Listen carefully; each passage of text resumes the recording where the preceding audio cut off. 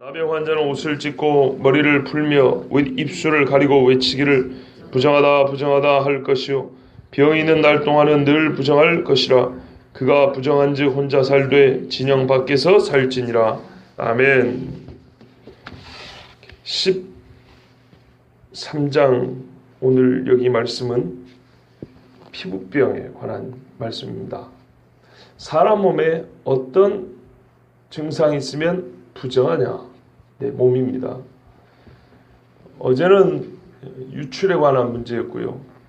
출산한 여자인의 유출에 관한 문제였고, 오늘은 이 피부에 발생한 이 왼쪽으로 보이는 이 레위기는 속 마음을 부정하다고 이렇게 규정까지는 안 합니다. 왜냐하면 아직 이 시대 사람들에게 그것까지는 하나님이 가르쳐주지 않고 요구하지 않았습니다.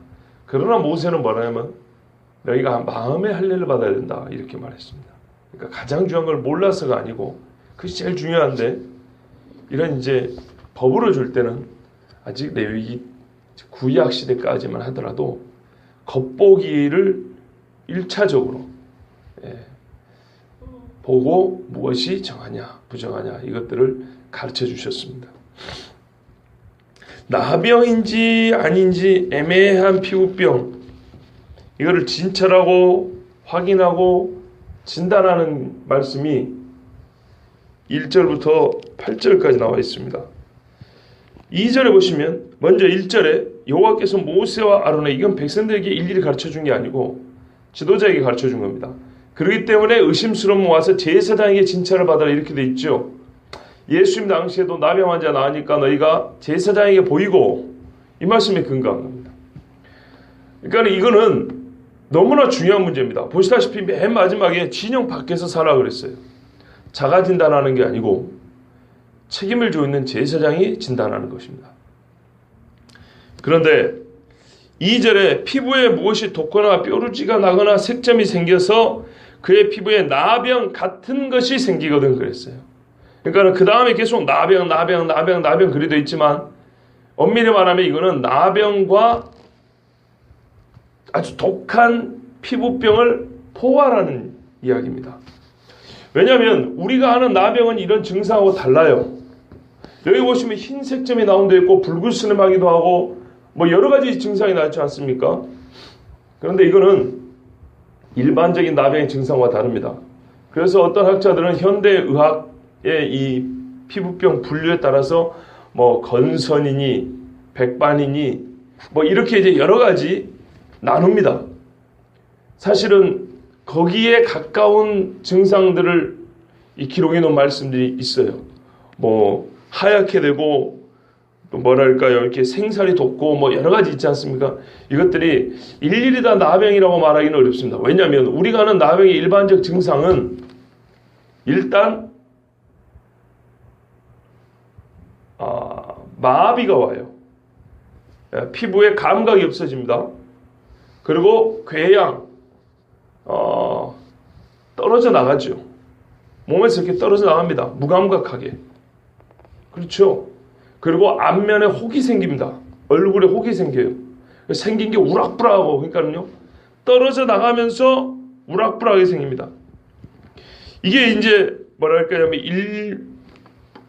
보통 나병의 증상입니다. 감각이 없어지고 몸에서 떨어져 나가는, 분리되어 가는, 나도 모르는 사이에 떨어져 나가는 부분이 있고, 또 남아있는 부분은 기형이 되고, 이게 그 나병의 증상인데, 오늘 말씀에는 뭐가 떨어져 나갔다든지 기형이라든지 뭐 마비가 온다든지 이런 말씀 일체 없어요. 다 보면 어떤 상처 중심으로 그 상처가 들어갔냐, 제대로 있냐, 색깔이 휘어졌냐, 아니면 그대로 있냐, 또 털까지 휘어졌냐, 이것들이 주요 판단 기준이죠. 계속 반복되죠. 우묵하거나 우리가 먹을 수 있는 거 쪽발이고 되새김질하는 것처럼 털이 희고 우묵하면 이게 계속 반복되는 기준입니다. 그렇기 때문에 이거는 일반적인 나병의 규정하고는, 나병의 증상하고는 다릅니다. 그러나 물론 초기 나병을 이렇게 진단할 수도 있는 겁니다. 나병이 심해지면 떨어져 나가고 그런 것이지 하룻밤 자고 났더니 갑자기 막 떨어져 나오고 이러지는 않거든요. 미리암이 나병에 걸렸을 때 벌써 하얘졌다 그랬고요. 또 뭡니까? 모세가 손에 이렇게 넣어가지고 빼칠 때 나병이 발병했다 그랬어요. 이거 뭐 그랬다고 해가지고 갑자기 손이 떨어진다는 게 아니란 말이에요. 손이 하얗게 됐다 그랬어요. 그러면 나병이 시작됐다 그랬어요. 시작. 그렇기 때문에 여러 신학자들이 고생을 많이 해가지고 이거는 나병이 아니라고 자꾸 이렇게 현대 그 의학의 피부병 분류에 따라 가지고 이렇게 막 계속 나누려고 애를 쓰는데 제가 보기에는 이름 맞아요. 왜냐하면 이전에 나병 같은 것이라 그랬거든요. 그리고 또 히브리 원어로 볼 때도 좀 다양하게 번역이 가능합니다. 그렇기 때문에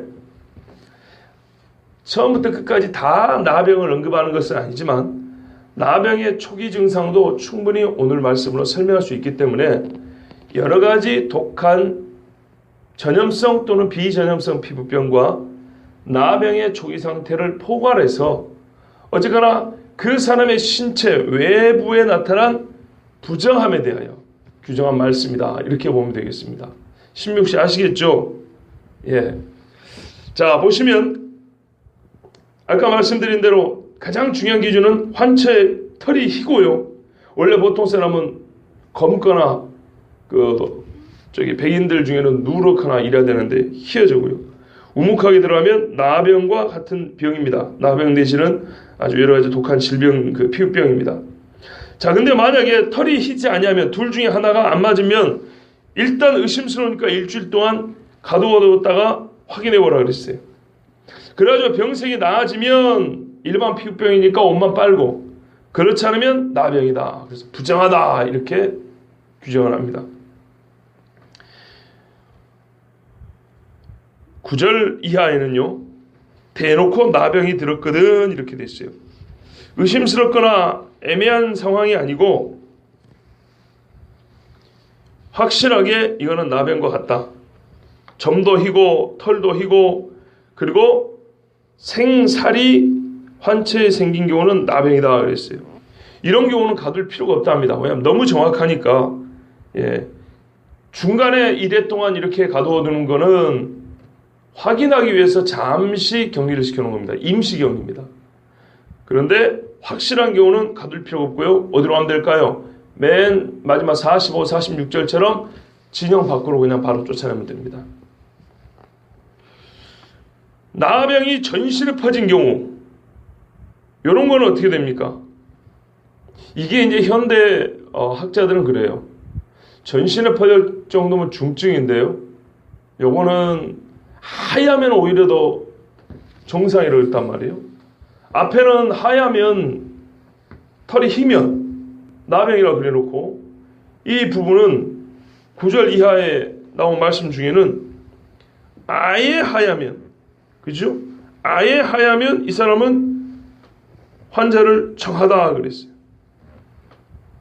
그래서 이런 경우는 아마 이 사람은 나병이라보다는 백반 전신이 하얀 사람들 있죠 요즘에도 그런 경우이지 않냐. 이 사람은 분리시키지 않아요. 그러니까 이상하다 이 말입니다. 피부에 일부 털이 하얗고 피부가 하얘지면 우묵해지면 나병이라고 그러고 밖으로 쫓아내고 온몸이 하얗면 왜 안 쫓아내냐 이 말이죠. 그거는 나병이라고 보지 않고 정상적인 백반 특이한 피부를 가진 사람이라고 보고 그 사람은 정상으로 이렇게 살게 하라 이런 말입니다. 그러니까 이거는 나병이라보다는 요즘 뭐라 하면 백반을 말하지 않냐 그렇게 봅니다. 이 모든 진찰은 처음에도 말씀드린 대로 제사장이 합니다. 왜냐하면 여러분 지금 이 제사장이 하는 거는요 의사로서 진찰하는 것이 아닙니다. 의사로서 진찰하면 치료법을 가르쳐줘야 됩니다. 이 약을 먹어라. 무슨 향을 쬐라. 일광욕을 해라. 이건 무슨 균 때문에 그러니까 이렇게 치료를 해라. 이게 의사가 하는 말입니다. 그런데 지금 제사장은 이 증상이 있냐 없냐만 보고 결정 내리고 어떻게 합니까? 우리 중에 살게 할 거냐 쫓아낼 거냐 둘 중에 하나 결정하는 거예요. 그렇기 때문에 이거는 영적인 이야기를 지금 하고 있는 겁니다. 영적인 이야기요. 그리고 사람 몸에 생긴 병은 영적인 측면과 또한 상관이 있음을 가르쳐 줍니다. 그런 차원에서 오늘 봐야지. 옛날에는 제사장이 의사의 역할도 감당했다. 이렇게 보면 완전 잘못 보는 겁니다. 지금 육체의 질병이지만 이거를 영적 차원에서 해석하고 영적 차원에서 적용하는 겁니다. 의학적 차원에서 접근하는 게 아니에요. 예. 그 밑에 피부에 종기가 생겼다가 나았고 그 종처에 흰 점이 돋거나 희고 불구스름한, 아까는 흰 점만 말하던 이제는 불구스름한 색점이죠. 그러니까 이게 나병만 말하는 건 아니다, 그런 말입니다. 불구스름한 색점이 생겼으면 역시 제사장에게 보입니다. 그리고 털이 희고 피부보다 얕으면 부정하다. 종기로 시작된 나병이라고 그랬습니다. 그런데 흰 털이 없고요, 피부보다 얕지 아니하고 빛이 엷어지면 일단 이래 동안 가두어 보고 그 다음에 퍼지면 부정하다, 안 퍼지면 정하다, 이렇게 말씀을 했어요. 야, 이런 애매한 경우에는 문제가 뭐죠? 퍼지냐 안 퍼지냐예요. 이래 동안 가두어 놨다가, 예. 그리고 빛이 엷으면 불구스름하지 않으면, 여기서 또 특별히 불구스름한 걸 얘기를 했습니다. 그 다음에 피부가 불에되었을 때도 마찬가지 똑같습니다. 거의 맞습니다. 여기도 안 퍼지면 화상이라고 그랬어요. 그죠? 빛이 엷고 안 퍼지면 화상이다. 퍼지면 종기로 생긴 나병처럼 이 사람은 최종적으로 진 밖으로 쫓아내야 됩니다. 그 다음에 남자나 여자의 머리나 수염, 털 있는데, 털이 많이 있는 곳에 우묵하고 그 자리가 이제 누르스름하고 가는 털이 얇아지는 거죠. 가늘어지는 거죠. 그러면 부정하다 그랬는데, 여기서 이거를 보면 뭐라 하냐면 옴이라 그랬는데요. 여기 옴은 이 감염을 말합니다. 감염. 염증이 생긴 거예요. 이거는 제가 확실히 무슨 뜻인지 알겠어요. 어릴 때 이 머리 같은 데에 뭐가 생겨요. 특히 이 머리카락인데, 그러면은 고약이라고 있었거든요. 까매가지고 이거를 붙입니다. 그러면 이게 낫기는 낫는데 머리털이 빠져요, 요만큼씩. 그러니까 이거 땜빵 이렇게 생긴다 그러죠. 허옇게. 아마 요런 종류 이야기를 하는 거죠. 그런데 요런 것이 흰 털도 없고 검은 털도 없고, 예, 우묵하지 아니하면 일단 이래 동안 가두어 살펴봅니다. 그리고 퍼지지 않고 우묵하지 않고 누르쓸만 털도 없으면 그냥 그 근처에 털만 미릅니다. 퍼지지 않도록. 그리고 또 이래를 가두어 봐요. 이게 2주일을 가두는 거죠, 이 사람은. 그랬다가 퍼지지 않으면, 또 우묵해지지 않으면 그 사람은 정하고요, 퍼지면 부정합니다. 그러니까 여기 피부병의 가장 공통점이 뭐냐면 우묵해지는 거예요. 이게 함몰되는 거예요. 이렇게 속으로 들어가는 거. 어떤 경우는 함몰되면서 흰 털이 희게 되는 경우 있고요. 어떤 피부가 불구스름해지는 경우도 있고요. 그리고 뭐 누르스름하고 가는 털이 나는 경우도 있어요. 그러니까 가만 보니까 최초의 발병 형태가 종기가 나거나 대였거나 이런 경우에는 피부가 하얘진 않더라도 좀 불구스름하냐 이런 걸 보고요. 그렇지 않고 피부병이 생긴 거는 하얘지냐까지 보는데, 이러나 저러나 가장 큰 공통점은 우묵해지느냐 이거예요. 예, 피부가 제 기능을 다하지 못하고 이렇게 푹 들어가느냐, 이게 우리가 가장 중요한 기준이에요. 자, 38절부터 보시면 이제 남자 여자의 피부에 색점 곧 흰 색점이 있으면 이런 경우는 어루럭이라고 그랬어요. 색점이 부유스럽고 피부에 발생한 어루럭이. 예. 왜요? 안 들어갔잖아요, 속으로. 그죠? 이런 경우는 뭐 볼 것 없습니다. 그 다음에 대머리의 경우, 대머리는 정상입니다. 이거는 머리가 빠지는 거니까 큰 문제는 없지만, 문제는 이 대머리에 희고 불구스름한 색점이 있으면 이거는 나병이라고 그랬어요. 또는 나병과 같은, 예, 그런 환자라 그랬어요. 근데 왜 확실히 부정하다 그러냐? 뭐 이래 동안 가질 이유가 없냐? 이건 머리에 나타난 표입니다, 표. 딱 보인다 이 말이죠. 예, 그러니까 이거는 뭐 2번, 3번 확인할 필요 없이 무조건 내보내라, 이런 말입니다. 그 다음에 맨 마지막으로 이제 이런 진단이 끝나면 나병 환자는 옷을 찢고 머리를 풀며 입술을 가리고 외치기를 스스로 부정하다, 소리치라고 그랬습니다. 옷을 찢고 머리를 풀고 윗입술 요 콧수염 부분입니다. 이렇게 가리고 자기를 가리켜서 부정하다 부정하다 소리를 치랍니다. 그러니까 이게 일반 피부병이 아닐 수도 있다 이 말입니다. 제 이야기를 잘 들으십시오. 번역이 나병이라고 됐는데 지금 나병이 아니란 얘기냐? 일반 학자들이 그 소리를 하고 싶어 해요. 왜 그러냐면요. 옛날에는 나병이란 말을 그렇게 큰 거부감 없이 썼어요. 뭐랄까요? 거부감이 없다기보다는 정확하게 사용을 했어요. 근데 요즘에는 하도 인권 이렇게 얘기하다 보니까 인권을 부정하는 사람은 절대 아닙니다. 그게 아니고 이거를 강조하다 보니까 정확하게 불러야 될 이름조차도 있는 대로 부르면 기분 나쁘다 그래요. 그래서 애들로 표현해요. 돌아가면서 이렇게 표현을 해줘야지 그렇다 이 말입니다. 그러니까는 옛날에는 저도 별로 어감이 안 좋습니다. 병신이라고 그랬어요. 그냥 병신. 근데 사람이 말 그대로 병이 있는 신체란 얘기예요. 그런데 병신이란 말이 조롱의 의미로 쓰이다 보니까 그죠? 나중에 이렇게 바꿨어요. 지체 부자유자. 그죠? 우리가 또 그런 말만 썼어요. 그 다음에 어떻게 합니까? 장애자. 이렇게 썼어요. 처음에는 장애자라 그랬어요. 근데 놈자 하니까 또 어감이 안 좋다는 거예요. 장애인. 장애가 있는 사람. 그런데 그것까지도 기분이 별로 안 좋다. 그래서 어떻게 합니까? 장애우. 장애가 있는 친구. 건강한 사람도 친구 안 하면서 장애가 있는 사람은 기분 나쁘니까 더더욱 이렇게 표현을 해준단 말이에요. 그렇게 우대해 주는 것은 뭐 큰 불만이 없습니다. 좋게 표현해주는 불만이 없는데 문제는 그러다 보니까 정확히 포인트, 가장 큰 특징을 짚어줘야 될 부분에서 못 짚어주는 경우가 생긴다 이 말입니다.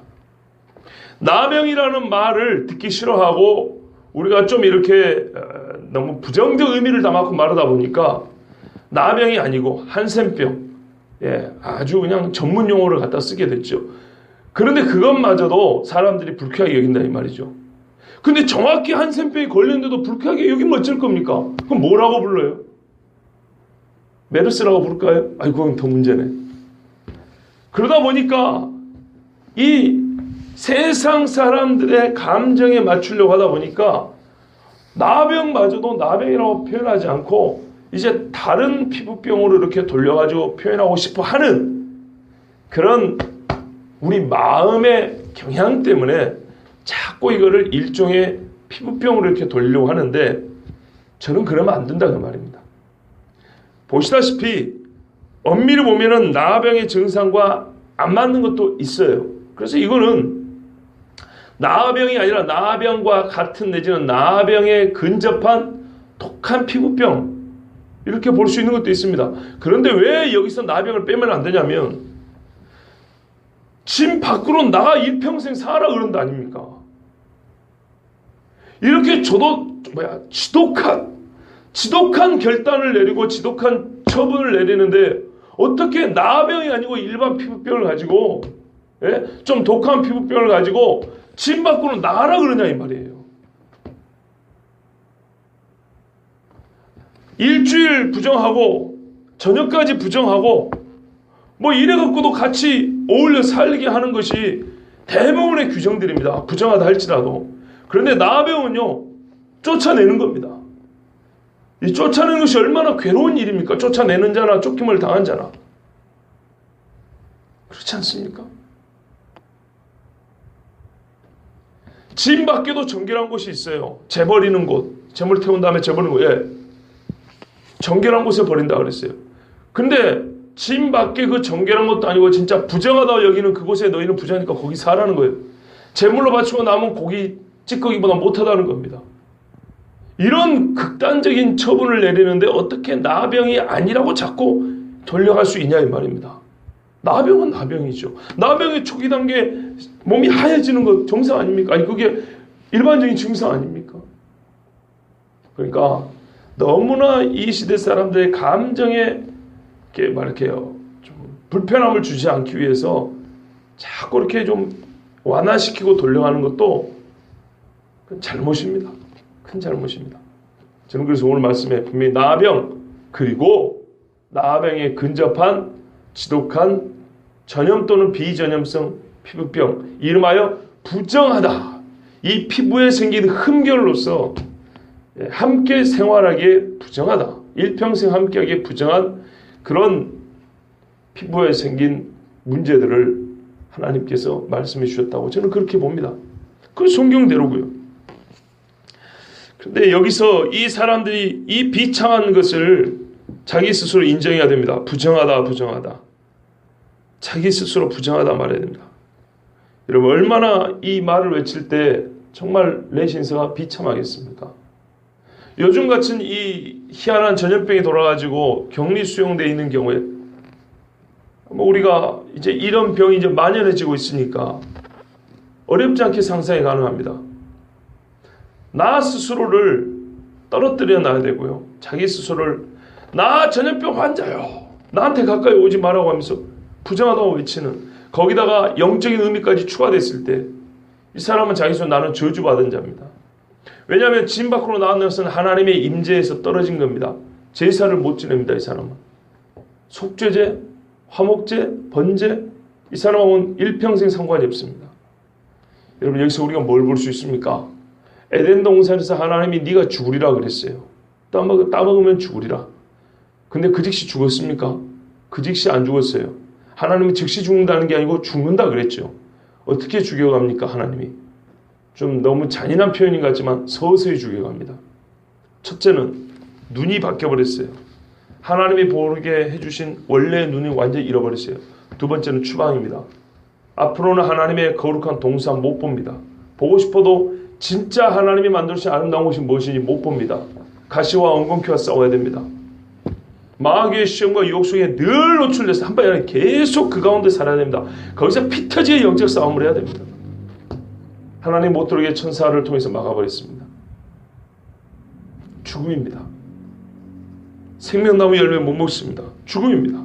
그런 나중에 자기 아들이 아들을 때려 죽이는 이 사망을 맛보게 됩니다. 그리고 자기 자신도 죽습니다. 그런데 이 시대 진짜 큰 문제, 비참한 거는요, 육체의 나병이 아닙니다. 영적인 나병입니다. 하나님의 임재에서 떨어져 나갔기 때문에 슬퍼했던 이 사람들과 달리 하나님의 임재에서 떨어져 나가 있으면서도 전혀 슬퍼하지 않는 진짜 나병의 문제입니다. 제가 대학교 1학년 때, 2학년 때 주일 밤 예배 때 그때 목사님이 레위기 강의를 했어요. 이 레위기를. 그때 나병 부분을 제가 설교 드렸던 기억이 납니다. 참 오래전 얘기인데요. 가장 각인이 됐던 한 가지 뭐냐면 나병은 무감각하다 했어요. 무감각해지는 것이 가장 큰 문제라고 그랬어요. 그런데 지금 보니까 그분이 무감각해졌어요. 그 설교한 분이. 그게 좀 마음이 아픕니다. 그게 진짜 큰 문제입니다. 하나님의 임재에서 떨어져 나가 있으면서도 전혀 자기가 어디에 나가 있는지를 못 느끼는 것. 이게 문제입니다. 나병 자체는 죄가 아닙니다, 여러분. 부정이다 그랬죠. 어제도 봤잖아요. 여인이 아기를 낳은 게 죄입니까? 죄가 아니고 부정하다 그런 것이에요. 그런데 사람들은요, 부정의 문제가 아니라 명백한 죄마저도 슬퍼할 줄 모르고 고백할 줄 몰라요. 보세요. 옷을 찢고 머리를 푸는 것은 극한 슬픔의 표현입니다. 세상에 내가 하나님의 임재에서 떨어져 살아야 되다니. 부정하다, 부정하다. 자기를 가리키면서 고백입니다. 슬퍼하며 고백하는 것은 자복하고 통회하였더라. 이것이 성경이 말하는 하나님 앞에 가까이 나오는 사람들의 모습이 아닙니까? 구원받은 사람들의 모습이 아닙니까? 이게 회개의 징표입니다. 그런데 이 시대 사람들은 말이죠, 무감각해서 하나님에서 떨어진지도 모르고 자기가 부정을 넘어 죄를 갖고 있으면서도 고백할 줄을 모릅니다. 그러니 이 시대에 이 말씀이 얼마나 더 우리에게 필요합니까? 육체 생긴 작은 피부마저도 부정하다고 슬퍼하면서 쫓겨나. 아하, 이 부정함이란 얼마나 하나님 앞에 가까이 가기가 어려운고. 이게 이제 정결해지면 제사에게 검사를 받고 다시 들을 수 있죠. 미리암처럼. 그런데 이 귀한 영적인 감각을 상실해버리고 또 죄를 짓고도 무감각하게 살아가는 지금을 볼 때 얼마나 우리는 율법을 떠난 것이 아니라 율법만도 못한 그런 영적인 시대를 살고 있는지, 율법 시대만도 못한 시대를 사는지 모릅니다. 신약 성경에도 이와 유사한 일을 많이 언급해 놨습니다. 그 중에 두 군데만 짧게 말씀드리겠습니다. 이는 가만히 들어온 거짓 형제들 때문이라. 그들이 가만히 들어온 것은 그리스도 예수 안에서 우리가 가진 자유를 엿보고 우리를 종으로 삼고자 함이로다 그랬어요. 자기의 부정과 죄를 숨기고 다른 사람을 부정과 죄로 끌어들인다는 거예요. 가만히 들어와서 쫓아내야 될 사람들이 가만히 들어오는 것도 허용을 해가지고 따라간다 이 말입니다. 유다서에도 이는 가만히 들어온 사람 몇이 있음이라. 그들은 예적부터 이 판결을 받기로 미리 기록된 자니 경건하지 아니하여 우리 하나님의 은혜를 도리어 방탕한 것으로 바꾸고 홀로 하나이신 주제 곧 우리 주 예수 그리스도를 부인하는 자니라. 이런 사람들을 레위기보다 더 엄격하게 우리는 고린도전서 말씀대로 쫓아내야 되는데, 교인 하나가 아쉽기 때문에 그런 사람이 들어와가지고 꼬드기고 부정하게 끌고 가고 음란하고 세상 세속주의로 교회를 끌고 와도 한 사람 늘었으니까 그걸로 오케이. 얼마나 정말 망조입니까? 망조. 망할 징조입니다. 몸에 피부병만 생겨도 격리시키라는 이 극단적인 조치를 통해서, 그 슬픔 이별을 통해서 하나님의 임재 가운데 있는 것이 얼마나 복된 것인가를 가르쳐줬는데, 지금은 하나님의 임재는 순위에도 들지 못해요. 하나님과 함께 한다는 것은 자 관심 바뀌고 하나님을 매우 경제적으로만 계산해요. 숫자 노름으로만 계산한다고요. 성경에 하나님이 경제적으로 자기 자신을 표현하는 구절이 없습니다. 하나님의 임재가 경제적인 복으로 나타나는 경우는 있지만 하나님의 본성이나 성품에 대해 하나님의 목적과 거대한 뜻에 대하여 경제적으로 해석한 구절이 없어요. 그런데 오늘날은요, 하나님의 본성, 하나님의 뜻, 하나님의 계획, 하나님 주신 복, 우리가 좋아하는 경제적인 계산법과 대입해서 순전히 경제적인 계산법으로 하나님을 생각을 해요. 그래서 한 사람이 들면 하나님이 좋아한대요. 한 사람이 늘어서 좋아하는 것이 아니고 성경 분명히 이와 같이 회개할 것 없는 의인보다 죄인이 회개하여 돌아올 때라 그랬어요. 한 사람이 교회에 들어온 것이 문제가 아니고 한 사람이 회개할 때 잔치한다 그랬어요. 이거는 영적인 문제지 경제적인 문제가 아닙니다. 탕자가 돌아왔을 때 큰아들이 본 것이 계산법입니다. 이게 경제적인 논법입니다.